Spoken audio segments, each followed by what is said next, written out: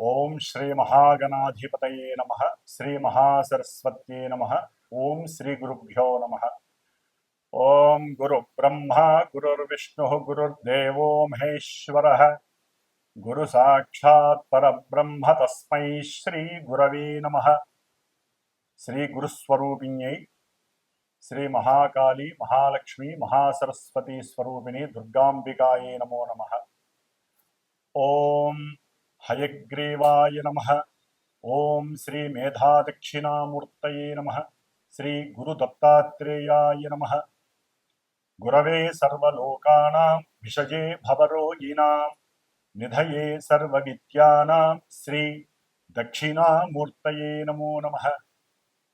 శ్రీ దక్షిణామూర్తి వారికి అట్లాగే గురు సమానులైనటువంటి పీఠాధిపతులకి అందరికీ కూడా పాదాభివందనం చేస్తూ పాదాలకి నమస్కారం చేస్తూ ఈ యొక్క కర్కాటక రాశిలోకి సూర్యుడు ప్రవేశించినటువంటి రోజు నుంచి 6 నెలల కాలము దక్షిణాయన పుణ్యకాలం ఉంటుంది. ఈ దక్షిణాయనంలోనే మనకి చక్కగా మానవుడు మోక్షాన్ని పొందటానికి జ్ఞానాన్ని ఆర్జించటానికి కావలసినటువంటి అమితమైనటువంటి జ్ఞాన సంపద పూజల ద్వారా వ్రతాల ద్వారా హోమాల ద్వారా ఎన్నో రకాలైనటువంటి దైవ పూజల ద్వారా చేసుకునే అదృష్టము కలిగే అవకాశం ఉంటుంది.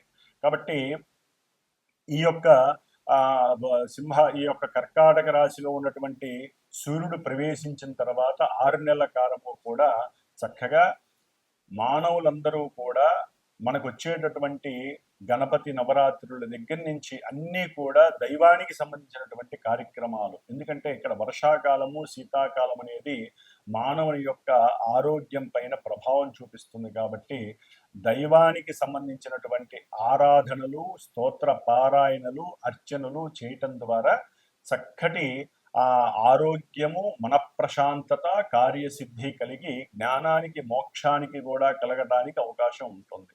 కాబట్టి మనకి ఈ యొక్క జూలై 16వ తేదీ నుండి ఆగస్టు 17వ తేదీ వరకు కూడా సూర్యుడు కర్కాటక రాశిలోకి ప్రవేశించే సమయంలో ప్రవేశించిన రోజు నుంచి ఈ నెల కాలము కూడా మేషాది మీనరాశి పర్యంతం ఉన్నటువంటి 12 రాశుల వారికి అట్లాగే ఆ రాశుల్లో ఉన్నటువంటి నక్షత్రాలు 27 నక్షత్రాల వారికి అవి ఈ రెండు తెలియనటువంటి నామ నక్షత్ర జాతకులకి ఏ విధంగా ఉంటుందో తెలుసుకునే ప్రయత్నంలో ముఖ్యంగా వినేటటువంటి శ్రోతలు ఒకటి గుర్తుంచుకోవాలి. ఏదైనా సరే ప్రస్తుత కాలంలో గోచారంలో గ్రహాలు ఆకాశంలో ఈ రాశుల్లో ఈ నక్షత్రాలలో సంచరించే సమయంలో ప్రపంచంతో పాటుగా అంతరిక్షంతో పాటుగా మానవుల మీద కూడా ఆ ప్రభావాన్ని చూపిస్తుందని మాత్రమే అర్థం చేసుకోండి. జన్మజాతకంలో ఉన్నటువంటి ఆ గ్రహాల యొక్క స్థితిగతులు అట్లాగే దశ అంతర్దశల రీత్యా వారికి జరిగేటటువంటి ఈవెంట్స్ ప్రెజెంట్ గోచారంలో గ్రహస్థితులు ఏ విధంగా నిర్ణయిస్తాయో మాత్రమే తెలియజేస్తుంది. కానీ చాలామందికి తెలియక ఈ యొక్క రాశి లేకపోతే నాది నక్షత్రము మరి మాకు చెప్పినవి జరగట్లేదు, లేకపోతే మీరు చెప్పినట్టుగా మాకు నెగిటివ్ జరగట్లేదు పాజిటివ్ జరుగుతోంది, పాజిటివ్ జరగట్లేదు నెగిటివ్ జరుగుతుంది అంటున్నారు. ఇది ఎక్కడా కూడా వారికి సంబంధం ఉండదు. జస్ట్ ఆ యొక్క కిరణాలు వారి మీద పడి కొంతవరకు ప్రభావాన్ని చూపిస్తాయే తప్ప ప్రత్యేకించి మొత్తము కూడా మేము చెప్పిన విధంగానే జరుగుతుంది అని ఎక్కడా కూడా శాస్త్ర నిర్ణయం లేదు. గోచార ఫలితాలు అంటే జస్ట్ మనం జాగ్రత్త పడటానికి ఈ నెలలో ఈ గ్రహాలు ఇక్కడ ఉన్నాయి కాబట్టి పాపగ్రహాలు ఈ విధంగా పాపస్థానాలలో ఉంటే మనం దానాలు ధర్మాలు జపాలు లేకపోతే అవతల వాళ్ళకి ఏదైనా దాన ధర్మాల రూపంలో లేకపోతే స్తోత్రాలు శ్లోకాలు పూజలు చేయించుకోవడం ద్వారా కొంత ఉపశమనం మాత్రమే లభిస్తుంది. ఇది గుర్తుంచుకొని ఈ యొక్క రాశి ఫలితాలను విని ధైర్యాన్ని తెచ్చుకొని ఏ విధంగా ఉండాలో ఆలోచించే మార్గమే ఈ యొక్క గోచార ఫలితాలు మాత్రమే. కాబట్టి మరి ఇక మేషరాశి నుంచి మీనరాశి వరకు ఏ విధంగా ఈ యొక్క కర్కాటక రాశిలో ఉన్నటువంటి సూర్య భగవానుడు అట్లాగే కుజుడు మనకి మారుతున్నాడు. దాదాపుగా ఒక 45 రోజులు బట్టి కుజ భగవానుడు మరి ఈ రేపు జూలై 28వ తేదీ వరకు కూడా సింహరాశిలో ఉండి 28వ తేదీ నుండి కన్యా రాశిలోకి మారుతున్నాడు ఈ కుజ భగవానుడు. అట్లాగే మనకి బుధుడు, ఈ యొక్క బుధుడు మనకి జూలై 18వ తేదీన ఉన్నటువంటి ఆశ్లేష నక్షత్రంలో ఉండి కర్కాటక రాశిలో వక్రత్వం చెందుతున్నాడు దాదాపుగా ఆగస్టు 11వ తేదీ వరకు కూడా. కాబట్టి ఆయన ఇచ్చే ఫలితాల్లో కొంత తారతమ్యం కలిగే అవకాశం ఉంటుంది. అట్లాగే ముఖ్యంగా మనకి ఉన్నటువంటి మాస ఫలితాల్లో శుక్రుడు కూడా, ఈ శుక్రుడు చక్కగా ప్రస్తుతానికి తన యొక్క స్వక్షేత్రమైనటువంటి వృషభ రాశిలో ఉంటూ ఎంతో ఆనందాన్ని పంచుతున్నాడు. ఈ నెల అంటే జూలై 26వ తేదీ నుండి ఆగస్టు 21వ తేదీ వరకు కూడా మిత్రక్షేత్రమైనటువంటి మిథున రాశిలోకి మారతాడు. కాబట్టి ఈ యొక్క 17వ తేదీ ఆగస్టు వరకు కూడా కొన్ని గ్రహాల యొక్క మార్పుల వలన కూడా ఎన్నో రకాలైనటువంటి సంస్కారాలు జరిగే అవకాశం ఉంటుంది. అవన్నీ కూడా చక్కగా తెలుసుకొని జాగ్రత్తలు వహించుదాం అని చెప్పే ఆలోచనతో మరి ఇప్పుడు మన యొక్క ద్వాదశ రాశుల యొక్క ఫలితాలని ప్రారంభం చేద్దాం. అలాగే జూలై 13వ తేదీ నుండి కూడా నవంబర్ 28వ తేదీ వరకు కూడా శని మహానుభావుడు మీనరాశిలో తన యొక్క సొంత నక్షత్రంలో ఉంటూ ఆయన వక్రత్వాన్ని పొందుతున్నాడు. ఈ వక్రత్వం వలన కొన్ని రాశుల వారికి జరిగేటటువంటి కొన్ని అనర్థాలు, ఇబ్బందులు తొలగిపోయి కొంతవరకు ఆయన యొక్క స్థానస్థితి దృష్టులు తొలగటం ద్వారా వారికి శుభాలు కలగడానికి అవకాశం ఉంటుంది.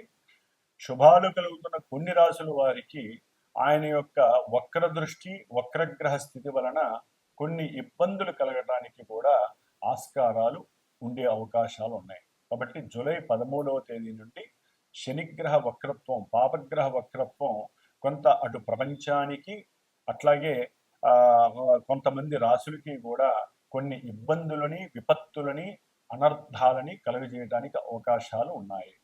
ముఖ్యంగా ఈ శని మహానుభావుడు జూలై 28 నుండి దాదాపుగా మనకి కుజుడు సెప్టెంబర్ 13వ తేదీ వరకు కూడా కన్యా రాశిలో ఉండటం ద్వారా ఈ రెండింటికి కూడా సమసప్తమగ దృష్టి, కుజుడు శని కుజుడిని చూడటం ద్వారా ఎన్నో రకాలైనటువంటి ఉపద్రవాలు కలగడానికి అవకాశాలు ఉన్నాయి. ముఖ్యంగా మనకి దగ్గరలో ఉన్నటువంటి ఆంధ్రప్రదేశ్ లాంటి రాష్ట్రాలలో ఎన్నో ఇబ్బందులు కలగడానికి ఆస్కారాలు ఎక్కువగా ఉన్నాయి. ప్రపంచంలో కూడా కొన్ని బీభత్సాలు, వరదలు, ఉప్పెనలు, అట్లాగే కొన్ని అగ్నిపర్వతాలు బద్దలపడటం, లావా వలన కొంత జన నష్టము, ఇట్లా ఎన్నో రకాలైనటువంటి సమస్యలు అయితే ఉండటానికి అవకాశాలు ఎక్కువగా ఉన్నాయి.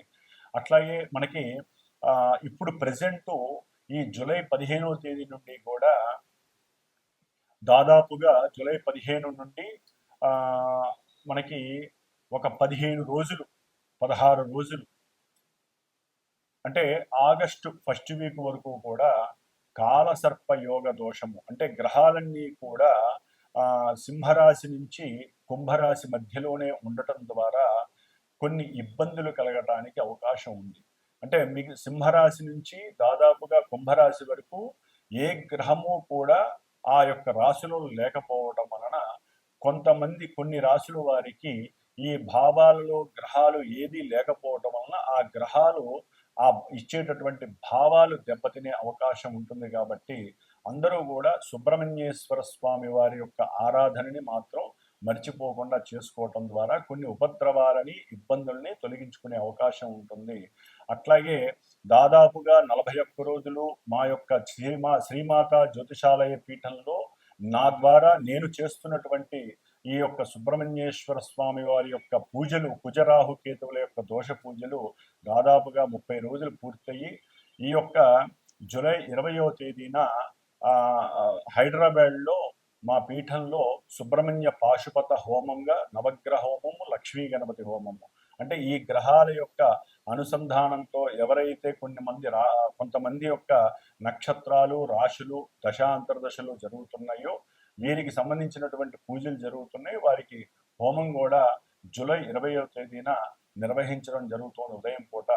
కాబట్టి ఆసక్తి ఉన్నవాళ్ళు, ఇబ్బంది లేకుండా ఉన్నటువంటి వారు చక్కగా నాకు గనక కాల్ చేసినట్లయితే వారికి కూడా వారి యొక్క గోత్రనామాదులు నక్షత్రాలు చెప్పి వారికి ఉన్న ఇబ్బందుల్ని తొలగించటానికి స్వామివారి యొక్క అనుగ్రహం కలిగేలాగా నా వంతు ప్రయత్నం చేయటానికి నేను సిద్ధంగా ఉన్నాను.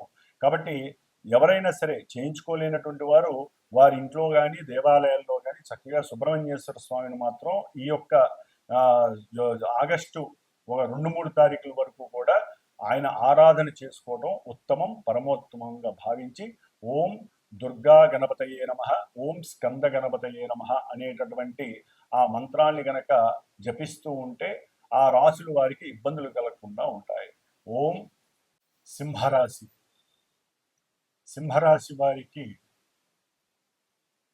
ఈ జూలై 16వ తేదీ నుండి ఆగస్టు 17వ తేదీ వరకు కూడా సూర్యుడు జన్మరాశ్యాధిపతి అయినటువంటి ఆరోగ్య ప్రదాయకుడు, ఉద్యోగపరమైనటువంటి విషయాలయందు సంతానపరమైనటువంటి సౌఖ్యాన్ని, అట్లాగే షేర్సు లేదా కీర్తి ప్రతిష్టలు, హోదాకి సంబంధించినటువంటి అతి ముఖ్యమైనటువంటి గ్రహము సూర్యుడు.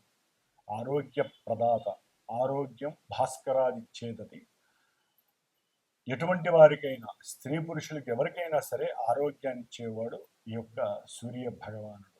మరి ఈయన దక్షిణాయన పుణ్యకాలంలో కర్కాటక రాశిలోకి ప్రవేశించిన దగ్గర నుంచి కూడా ఈ ముఖ్యంగా సింహరాశి వారికి మరి ఆయనే ఆరోగ్యాన్ని ఇస్తాడు. ఆయన వెళ్ళి వెనక స్థానమైనటువంటి 12వ స్థానంలో అనారోగ్య సూచనలు ఎక్కువగా ఇవ్వడానికి అవకాశాలు ఉన్నాయి.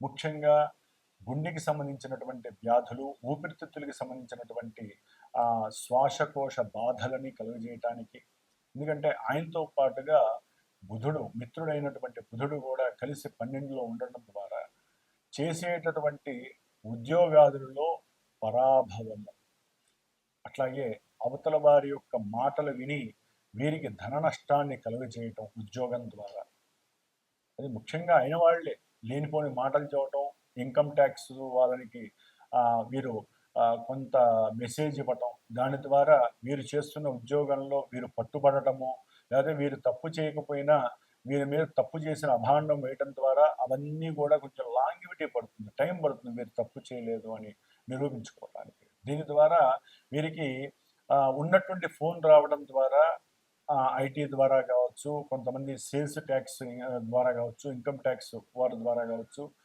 ఫోన్ రావడం ద్వారా వీరిలో ఒక రకమైనటువంటి ఉద్రేకం, అంటే ఉద్వేగం బయలుదేరుతుంది. నేనేం తప్పు చేయాలా, నాకెందుకు ఈ బాధ కలుగుతోంది అని.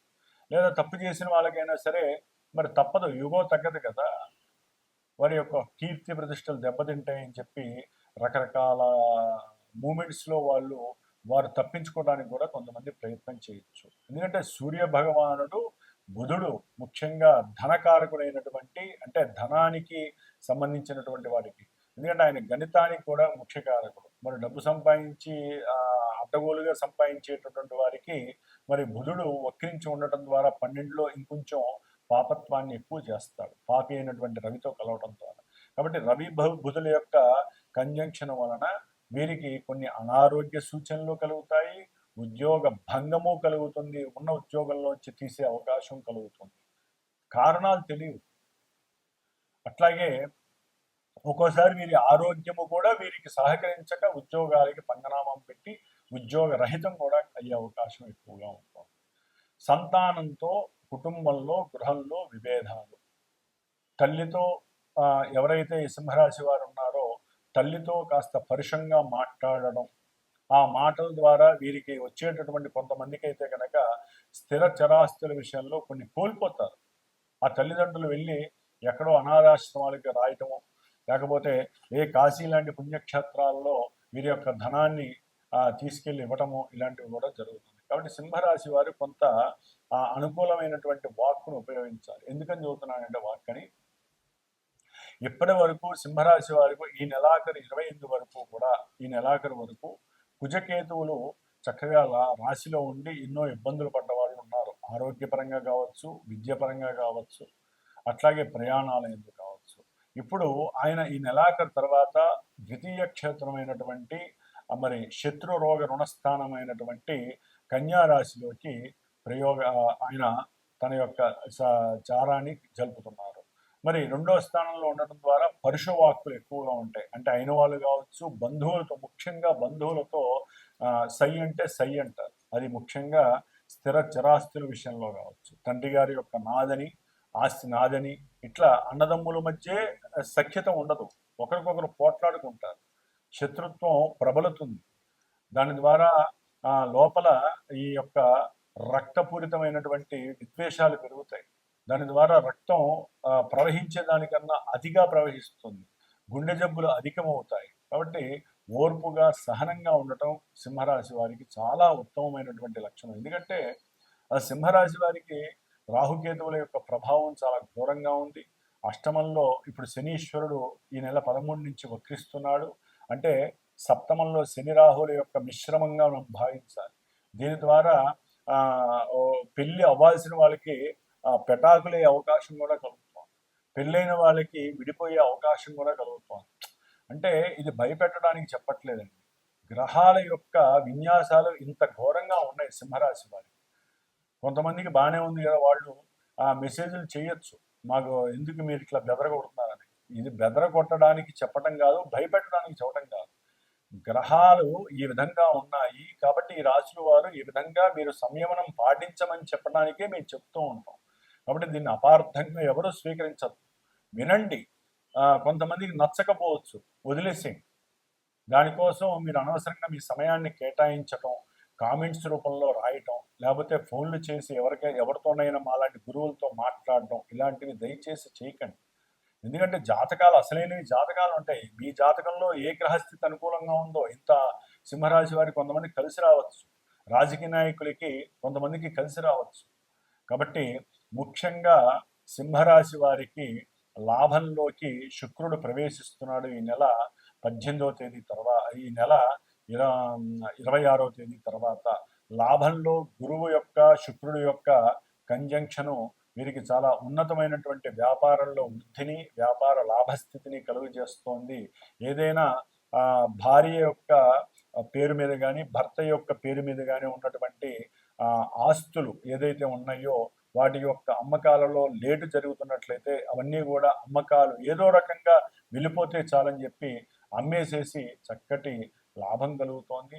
దాని ద్వారా వీరు వ్యాపార సమాలోచనలు జరిపి వ్యాపారంలో దాన్ని పెట్టుబడిగా పెట్టే అవకాశం ఉంటుంది. ఆకస్మికంగా ఏదో రూపకంగా ఒక స్త్రీ వలన వీరికి, సింహరాశి వారికి కాస్త ధనలాభం కలుగుతోంది. వ్యాపార లాభం కూడా కలిగే అవకాశం అధికంగా కనబడుతోంది. సింహరాశి యొక్క విద్యార్థులు గనక పరుషంగా మాట్లాడకండి. రాసేటటువంటి ఎగ్జామ్స్లో లేకపోతే మీరు రాసే దాంట్లో పేపర్ అందించడం, లేకపోతే అవతల వ్యక్తులకి మీరు చెప్పడం, వారు చెప్తే మీరు రాయటం, ఇలాంటివి చేయకండి. పట్టుబడి మీరు రాసేటటువంటి ఎగ్జామ్స్ ఫెయిల్ అయ్యే అవకాశం ఉంటుంది. ఎంత కష్టపడి రాసినా కూడా అవన్నీ కూడా ఫలించకపోవచ్చు. ముఖ్యంగా కొన్ని ఆకస్మిక ప్రమాదాలు జరిగే అవకాశం సింహరాశి వారికి కనిపిస్తోంది. కంపల్సరీ ఈ యొక్క నెల రోజులు కూడా మీరు హనుమంతుడు వారి యొక్క పాదాలను పట్టుకున్నట్టుగా భావించి హనుమాన్ చాలీసా చదవడం ద్వారా చాలా వరకు శ్రేయస్కరం.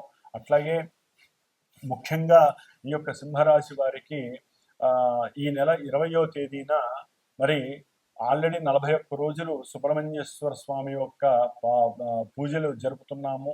అట్లాగే 6 క్షేత్ర దర్శనాలు అయినాయి స్వామివారివి. కాబట్టి సింహరాశి వారి కోసం ముఖ్యంగా కొన్ని రాశుల వారికి ఆల్రెడీ చెప్పి ఉన్నాను నేను.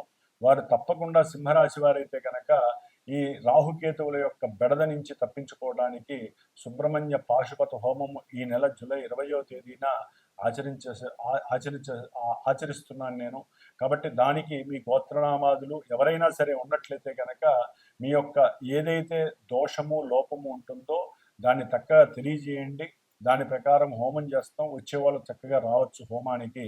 కాబట్టి ఏదేమైనప్పటికీ కూడా వీరికి గురు శుక్రులు లాభంలో ఉండటం ద్వారా చక్కటి ధనలాభము, స్త్రీ లాభము, వివాహ లాభము, వివాహానికి సంబంధించినటువంటి మాట ముచ్చట్లు జరగటము, అట్లాగే భార్యాభర్తలు ఎన్ని గొడవలు ఉన్నా సరే కాస్త ఏదైనా దగ్గర ప్రదేశాలకి వినోద యాత్రలకు వెళ్ళే అవకాశము, అట్లాగే అన్నదమ్ముల వలన కాస్త అంత లాభము కలగడానికి అవకాశం ఉంటుంది. గురు శుక్రులు లాభంలో ఉన్నటువంటి ఈ సింహరాశి వారికి ఏదో రూపకంగా మంచి ధన లాభం అయితే కీర్తి లాభం అయితే కలుగుతోందని చెప్పచ్చు. సంతాన సౌఖ్యము లాభము కూడా కలుగుతోంది. కాబట్టి సింహరాశి వారు ఎన్ని ఇబ్బందులున్నా కూడా గురు శుక్రుడు మిమ్మల్ని కాపాడుతున్నారనే చెప్పుకోవచ్చు. ఏదైనా మనసులో కోరుకుంటే అది నెరవేరేటటువంటి సమయం కూడా ఈ నెలాఖరు 25వ తారీఖు తర్వాత మీకు లభిస్తుందని చెప్పుకోవచ్చు. ఓం నవగ్రహ దేవతాయే నమో నమః. పూర్వము ఒక 30 డేస్ ముందు మనం చెప్పుకున్నటువంటి కొన్ని రాసుల వారు అనగా మేషము, అట్లాగే వృషభము, కర్కాటకము, సింహము, కన్య, వృశ్చికము, మకరము, కుంభము ఈ రాసుల వారు, అట్లాగే కుజ మహర్దశ, కేతు రాహు అంతర్దశలు మహర్దశలు జరుగుతున్నవాడు, కుజ నక్షత్రాలైనటువంటి మృగశిర, అట్లాగే మృగశిర, చిత్త, ధనిష్ట నక్షత్ర జాతకులు, ఆరుద్ర, స్వాతి, శతభిష రాహుగ్రహ నక్షత్ర జాతకులు, అశ్విని, మఖ, మూల కేతు నక్షత్ర జాతకులు వీరందరికీ కూడా కుజ రాహు కేతువుల యొక్క సంయోగము సమ్మేళనం వలన కాలసర్ప యోగ దోషాలు, కుజదోషాలు, ఎన్నో వివాహ ఆటంకాలు, గర్భ విచ్ఛిన్న దోషాలు, రాహుకేతువుల యొక్క సర్పగ్రహ బాధలు తొలగిపోవటానికి మరి హైదరాబాద్లో శ్రీమాత జ్యోతిషాలయ పీఠంలో నా చేత ఆల్రెడీ జరుగుతున్నాయి. ఈ గ్రహాలకి జపములు, సర్ప సూక్త జపము, అట్లాగే స్వామివారు సుబ్రహ్మణ్య క్షేత్ర దర్శనాలు కూడా అయిపోయినాయి. 6 క్షేత్ర దర్శనాలు. ఇప్పుడు ఈ నెల జూలై 20వ తేదీన కృత్తికా నక్షత్రము ఆదివారం రోజున హైదరాబాద్లో చివరగా శాంత్యర్థమై సుబ్రహ్మణ్య పాశుపత హోమం జరుగుతోంది. దీంట్లోనే గణపతి, లక్ష్మీ గణపతి, నవగ్రహ నక్షత్ర సహితముగా సర్పసూక్త మన్యసూక్త సహితంగా సుబ్రహ్మణ్య పాశుపత హోమం జరుగుతోంది. కాబట్టి ఎవరైనా ఈ ఇబ్బందులు ఎవరైతే పడుతున్నారో వారు నాకు గనక ఫోన్ చేసి సంప్రదించినట్లయితే హోమానికి చాలా తక్కువ స్వల్ప దక్షిణతో ఆ యొక్క సుబ్రహ్మణ్య అనుగ్రహాన్ని పొందే అవకాశము స్వీకరిస్తారని ఈ యొక్క మెసేజ్ చేయటం జరుగుతోంది. ఓం శరవణ భవాయ నమః.